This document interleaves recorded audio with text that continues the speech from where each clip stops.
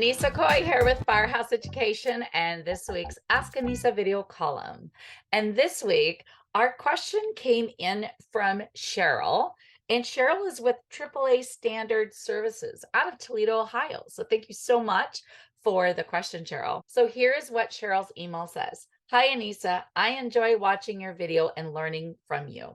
I started doing pack outs when COVID started because I was hired as the account executive marketer. That's interesting. Training has been, here you go. Because prior contents personnel haven't stayed or we determined it wasn't working.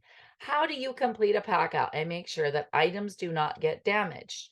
Just seems no matter how much bubble I use, something always gets damaged. It is very discouraging. Any pointers would be great and helpful. Thank you, Cheryl.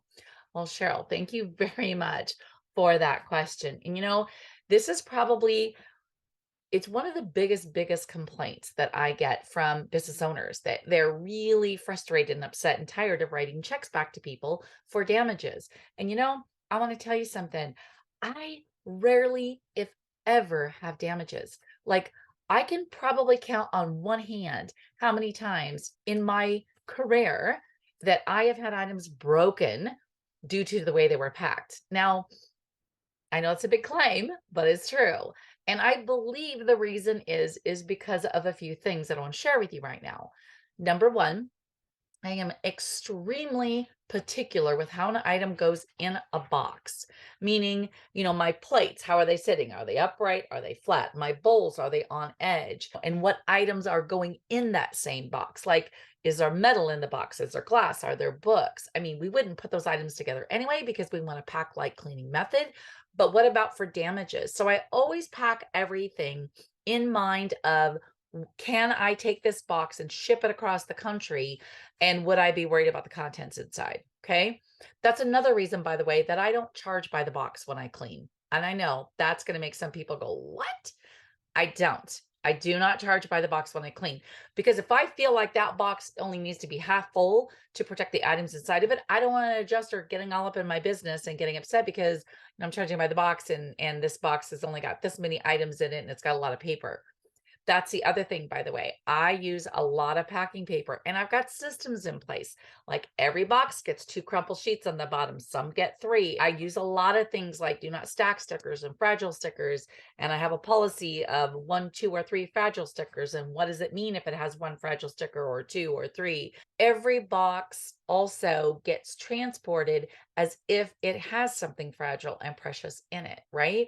So some of this comes from your team and your company culture and your training with your staff. And are you giving them the proper equipment, i.e. appliance dollies and dollies to carry heavy boxes and things like that? Okay. So if you could put all the amount of bubble wrap you want in a box, but if your team is like tossing boxes or packing them in the vault or truck and stacking heavy things on top of them and there's glass in it and they don't know it because there's not a fragile sticker on it, well, then is it really their fault that things are getting broken? And maybe they are going to get broken because of that, right?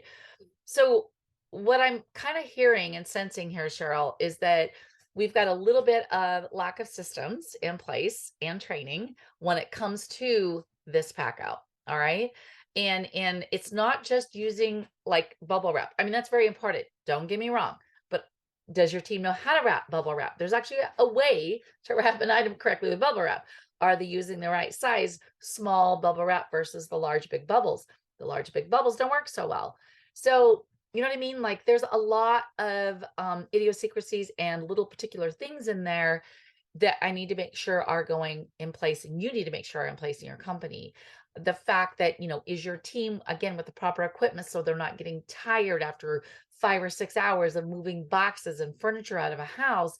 Are they getting sloppy because they're tired or their back's hurting? Do we have the right people out there doing the packing to begin with that are detailed and organized, that sort of thing? So, pack out is probably one of the most important pieces of a contents job to begin with, because it's really the start of the job. That's where we set the whole tone. So you've got to have the right systems. You've got to have the right people doing the job. Make sure that they have the right training and tools and equipment to do it right. because this is where it all starts, right? Like it's only going to go downhill from here. So we want to make sure we're way great when we're doing our pack out, because if we start out way down here, then we're gonna have a huge climb and fight on our hands to try to, have a great experience for our client. And it's interesting because what winds up happening is companies will often, I see, just throw bodies. Oh, Jesse's a big guy and Jake doesn't have anything to do today, so let's throw them over here doing this pack out and moving these boxes. When really we've got to make sure that we have trained people, again, with the right equipment out there doing the jobs. And I'm happy to hear that you use lots of bubble wrap, because I'm a fan for sure, but it's not just about the bubble wrap. Okay, there's a lot of other pieces involved. In fact, there's a huge need for this in the industry as far as, proper pack out training. And I'm looking to put together a class, and I'm looking to do it virtual as well as hands-on. So I'd kind of like to take a poll. Any of you out there that would love to come to either a virtual or a hands-on pack out class for proper techniques and procedures and equipment and systems, like all complete, let me know. I'm looking at a couple of days and maybe even traveling, doing one East Coast, mid-country, and then on the West Coast as well. So let me know if that is something you'd be interested in by sending me an email, Annissa@firehouseeducation.com, or comment maybe below the video here, in the magazine, or as well as on my YouTube channel. Okay. All right, Cheryl. Well, I hope that helped you.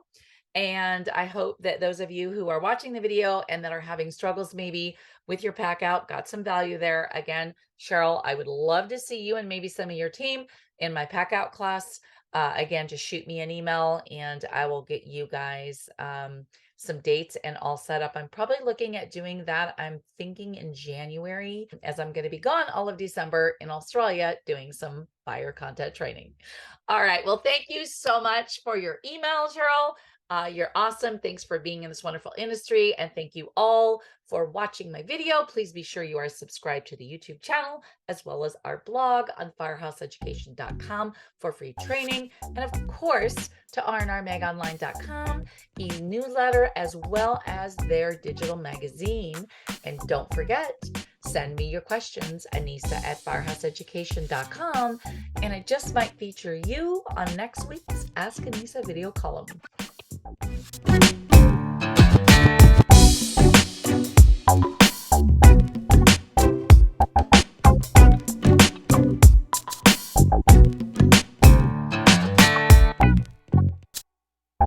Thank you.